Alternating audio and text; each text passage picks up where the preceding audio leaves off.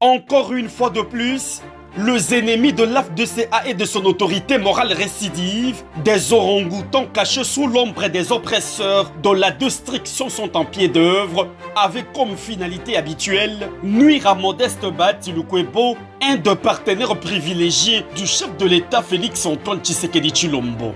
De trahison, Modeste Bahati en connaît l'odeur par cœur. L'ingratitude, il en a reçu en tonnage. Rien d'étonnant qu'il soit aujourd'hui la cible de ceux qui y ont tout, alors tout reçu de lui. Après la publication provisoire des résultats de législatives nationales par la CENI le 14 janvier dernier, une kermesse de quelques candidats les moins élus sur la liste AFDCA, guidée par la frustration, érige un mur de sabotage contre le parti et son autorité morale, affectueusement appelé Mupenda Watu.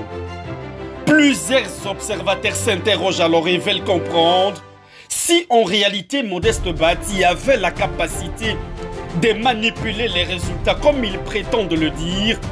Comment alors l'AFDCA se retrouve avec moins d'élus qu'en 2018? Si népotisme il y a, comment alors on ne retrouve pas plus de 30 députés nationaux élus de la famille biologique du président du Sénat? Véritable anarque.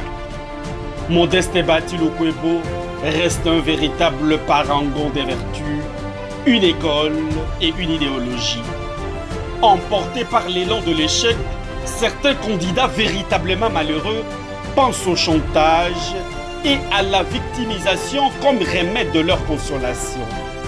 Modeste Bahati est-il devenu le président de la CENI ou est membre de la plénière de cette institution d'appui à la démocratie?